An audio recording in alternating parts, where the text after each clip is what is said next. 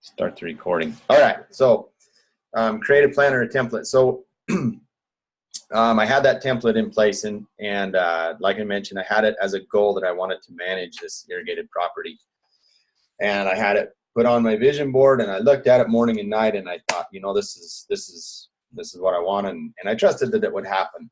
One day when I was actually looking for a trailer to be able to set up and be able to put my compost tea brewer on, I jumped on the local classified ads, and I saw an ad there that said they were looking for a manager for a ranch in Clover Valley. And I thought, Clover Valley, that's where I live.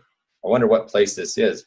So I called this number, and it was a long distance number, but it ended up being somebody who lived here locally. And they said, well, we don't own the property, but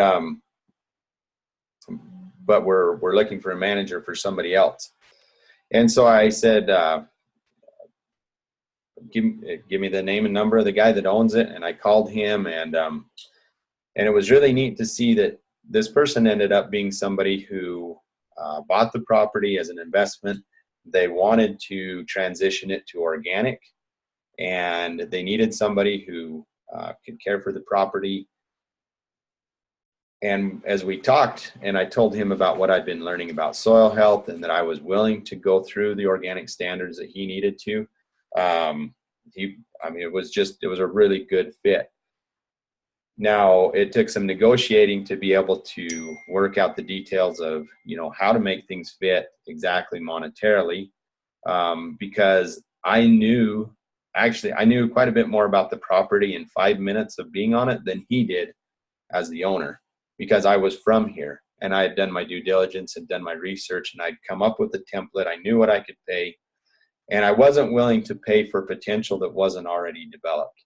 And so I said, yes, you've got potential to irrigate this many acres, but it's not currently in irrigation, so therefore I can't pay that much. And we negotiated on a price that worked for both of us, and it was actually a very profitable venture for me. And we'll talk maybe in a following webinar more specifically about exactly how that worked, because I think that template can work. Even if I did have to pay the lease up front, but I did it essentially with minimal out-of-pocket dollars, and actually it was a significant profit to me. And I think there's ways that you can structure it so that even if you didn't have the capital, you could utilize somebody else's capital that needed pasture for their cattle. And we're going to talk about that right now. So number 4 is evaluate your resources. So what do you have the time to be able to start a new venture? First and foremost, I mean, if you're working a full-time job and your family's requiring you, or your needs are such that you can't leave that full-time job, then it's probably not the right time to start. What is your skill set? Do you have the skills to be able to jump out and to be able to manage a livestock enterprise? Or whatever it might be within agriculture. If you don't have the time or the skills, can you hire it done? Can you find the labor to be able to do it? What equipment are you going to need? What forage is available? What is your knowledge base? Is it lacking for you to be successful? And you can tap into other people and their knowledge base also. And then ultimately livestock. One of my mentors' name is Bud Williams, and he says, you manage 4 main things. Number 1 is you manage your time. Number 2, money. Number 3, forage or the grass. And number 4 is livestock. He says you can never have too much money, you can never have too much forage, but you can have too many livestock. And so I purposely put livestock in there last, because that really needs to be the piece that is flexible in any of it. And again, this is just an overview. Okay, so people probably understand OPM, like other people's money. So the way that it could have worked in the scenario that I talked about the organic farm that I leased, was I didn't own the cattle to be able to stock it. And so I was in contact with an owner of livestock who needed a place to go. And so I was utilizing his livestock to essentially be able to pay the lease and to be able to provide a profit back to me and provide a service to the business owner. So that's what the OPL, other people's livestock, and OPL&L, other people's livestock and land. So the land part, don't get too hung up on it. You don't have to own land to get started, and sometimes owning land can be a hindrance to getting started in agriculture because it is such a high cost of entry. Land typically throughout the United States is overpriced based on agricultural values. There are other values there that can't be derived from the crops and the livestock that are grown on the land. So take a hard look before you jump out and you invest a bunch in that asset, that land base. I'm not saying don't own land, but it may not be necessary for you to get started. All right, so hopefully that makes sense. Evaluate what your resources are. And then the next one, start where you are. Rather than saying, when I get to this point, I'm going to get started, just start with something. It can start by defining your purpose, your why, finding a mentor, assessing the resources. That is a start. It doesn't mean that you have to jump out and you have to go and lease a place, buy a place. A way that you can start could be a very good way is to go and work for somebody else who's already doing what you want to do. And so if you're interested is in livestock production, go work for somebody. If it's in a specific phase of livestock production, like say maybe stockers or yearlings or grass finishing, go find somebody who's really good at that. And even if you have to pay them to work for them, it will be money well spent. Because in one season of working for them, you're going to save yourself so much time and potential failure by learning from somebody else. And that will put you in a place of expertise to be able to ask more educated questions of your mentors. So again, start where you are. And the sixth principle is build a team.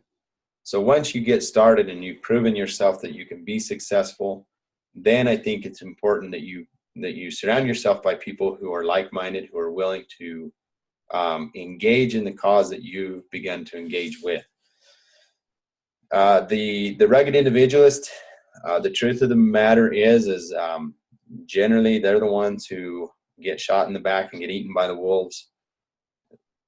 The pioneers who came and who survived, they had strong families, they had communities, and while that was true, a century ago, it is still true today. We have to build a team if we're going to survive. And the last principle is to scale and duplicate. So I put this purposely last because sometimes when we get started and we find something that really works and we think, man, if I could do this 10 times bigger, it might work that much better. Sometimes it might, but sometimes it might mean that you just fail faster. So if you don't really know your numbers and you're not really confident in your skill set and in your knowledge base, then it's probably not time to scale. Scale and duplication, it comes at a time when you have something that's proven and it really works. And then you can take it and you can kind of do what they call franchising. You can say, okay, it works here. Can it work, on a neighboring place? Can it work in a different environment? And that's when it can become fun.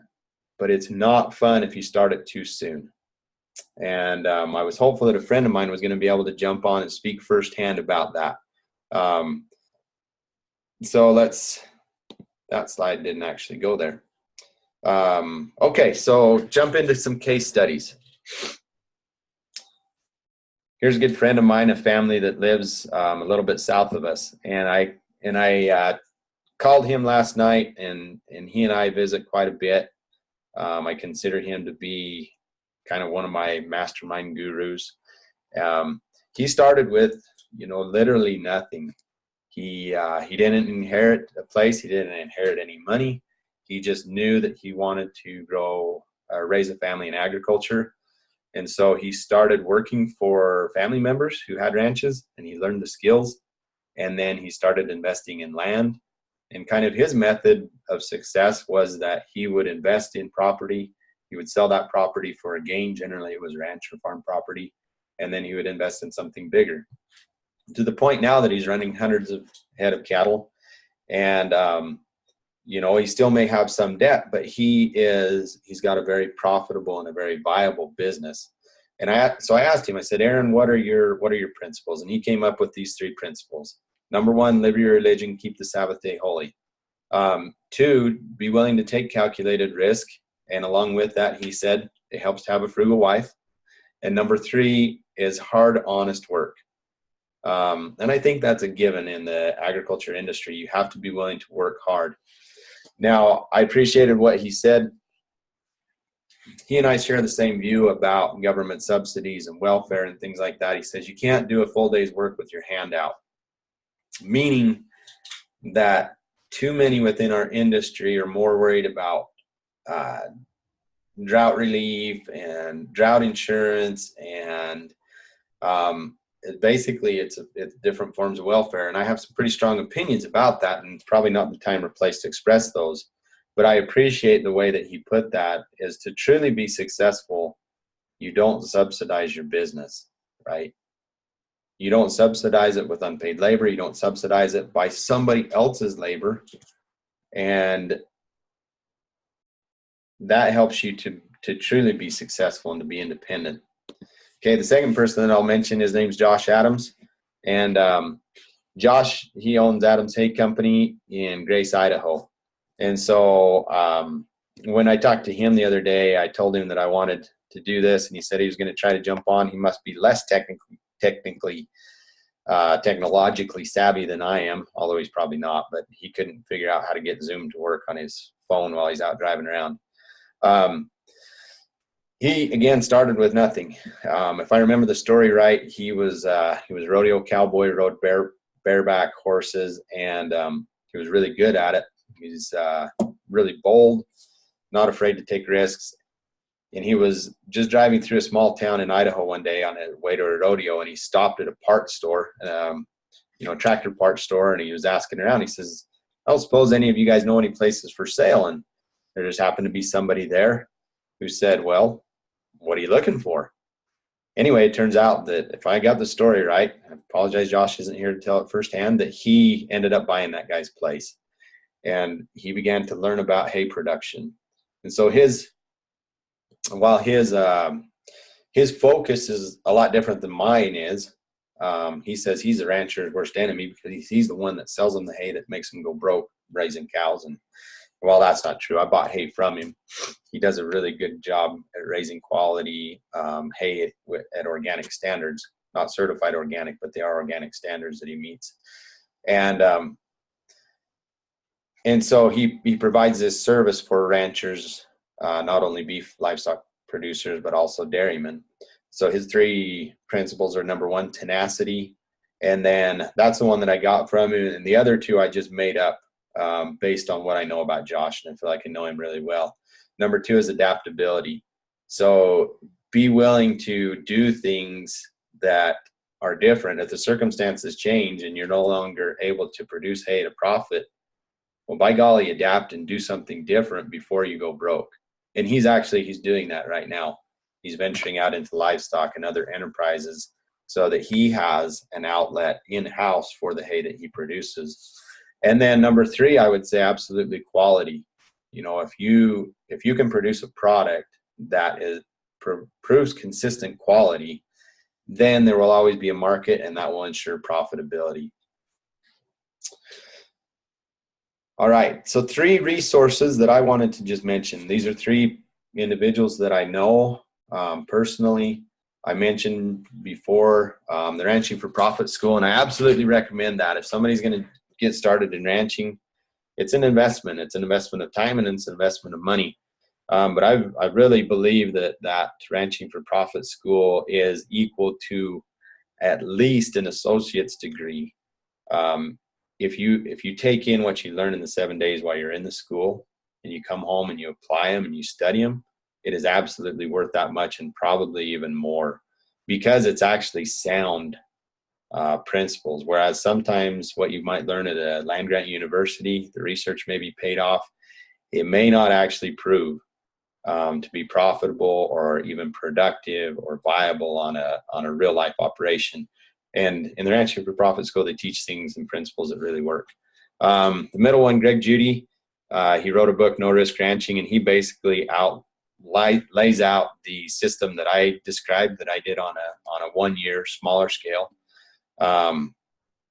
whereby you can use other people's land, other people's money, other people's cattle to be able to get into the ranching industry, and to be able to provide a product, to be able to gain experience and provide a service that is needed for other people. And he's transitioned somewhat from custom grazing cattle now to owning all his own cattle. But the reason largely that he was able to do that was because of this model that he started with.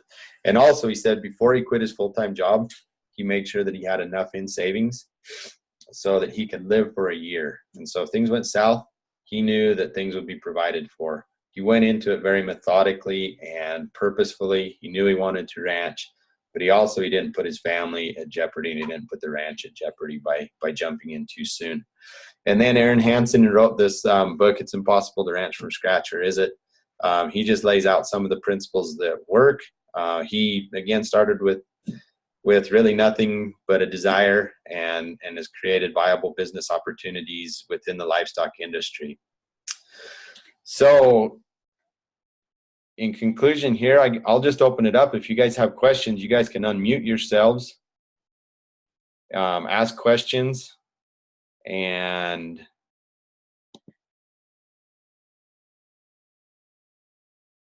share any thoughts or comments.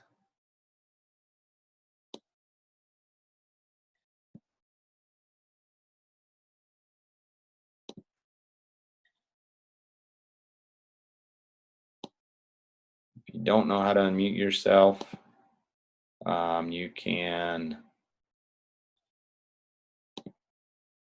type questions in the chat box also.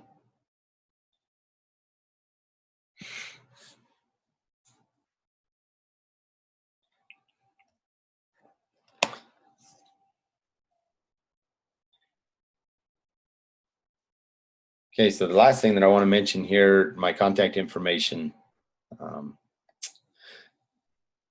As I've looked around at agriculture today, and I don't know how many of you got on via Facebook or via the email that I sent out, but I hear a lot of times, it's impossible to get started ranching, and why would you want to?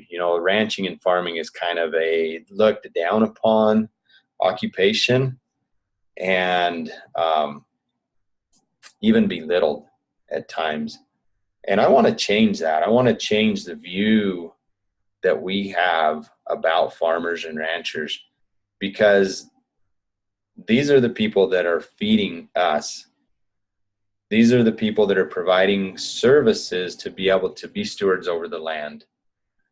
And I'm not trying to glamorize so much the rancher or the farmer, because we know we're not perfect. I occasionally overgraze, and I occasionally do things that cause erosion, and generally it's unknowing. It's not necessarily ever intentional. But I feel like most farmers and ranchers, people that are involved on the land, there's different parts of agriculture, but the people that are actually involved with making a living from the land, they really want to do the best they can to be good stewards of the land. And they're utilizing the tools that they've been given. I may not agree with all the tools that everybody else uses. Like I mentioned, I'm more organically minded, and so I'm adamantly against the use of pesticides. But if they choose to use them on their operation, then that's their choice. I see that there are people who want to help their families to be able to be independent and self-sufficient, And I see that ranching and farming is a way to be able to do that. But it has to be done in the right way, because as we mentioned, there's a high cost of entry to be able to get into agriculture. And so if you are going to follow maybe the traditional model of jumping out and jumping heavily into debt to get started, man, that's a hard place to start from. And it may not be right. It may not be right, especially if you don't have a proven model to start with. And so as I see people who are wanting to get started, I have put together a program to be able to help them. And it's a simple, just like the 7 steps that are laid out here are simple. It's a simple program, and it starts with working on the individual first. Because if we're not clear on what our purpose is, then we can waste a lot of time and effort and potentially a lot of money going down a path, maybe utilizing a wrong map to get to the destination where we want to go. So first of all, we need to have a destination in mind of where we want to go, not as our purpose. And then through this program, we create the map of how to get there. If you're utilizing the wrong map, it can lead to frustration. And then the second step in that program is to be able to remove the roadblocks. So a lot of us have tried something in the past and we failed, and so we're really reluctant to jump out and do something again, because the success breeds success, failure breeds failure. And so if we fail once and we don't break out of that cycle, it can perpetuate itself. So we have to be willing to sometimes look to somebody on the outside to give us the boost that we need to break out of that failure cycle so that we can start into success. Success releases tremendous endorphins and it feels really good.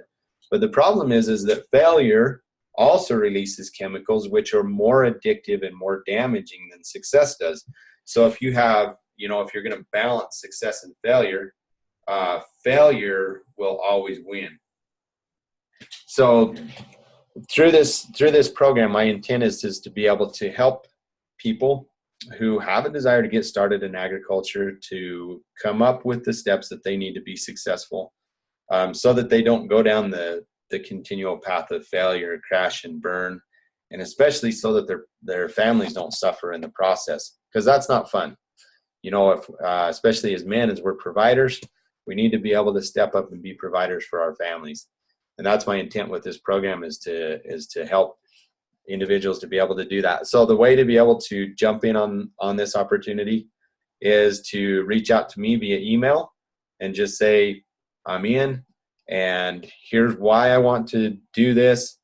And then we'll schedule a 1-hour consultation. It's called an enrollment call, and we'll find out if it's actually a fit for both of us, right? And in that call, it's not a sales pitch.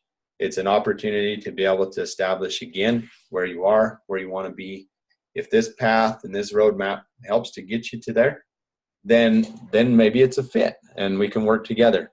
And if not, then I have a lot of resources available, and I can say, here's another thing that might be able to work that can be a good fit for you. So that's an opportunity that I wanted to lay out there. I am also writing a book and getting it edited right now.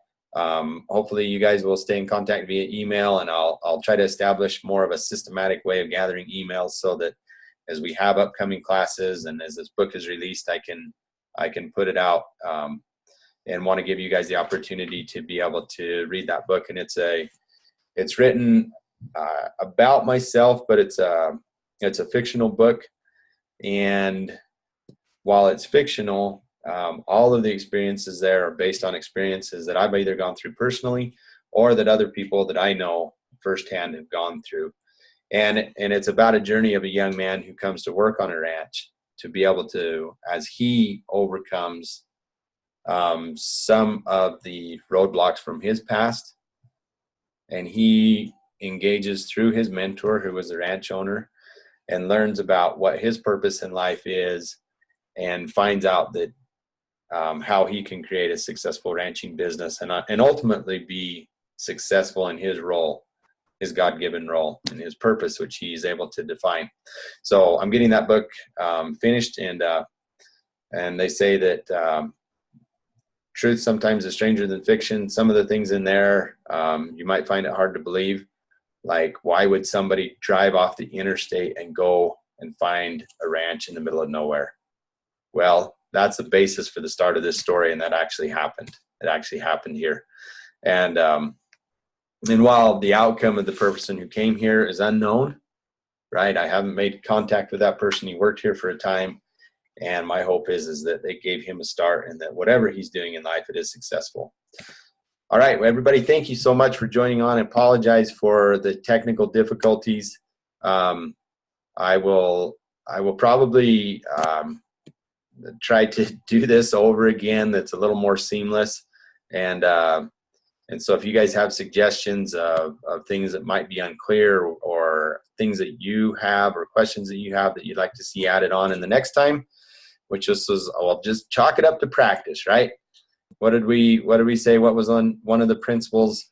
We have to come up with the template. We have to start where we are. Well, I started where I was, and obviously I wasn't quite ready. But I started, and I'm grateful for that. I'm grateful for you guys jumping in and learning along with me. You guys are really awesome. Thank you so much for joining in, and take care, and we will stay in touch.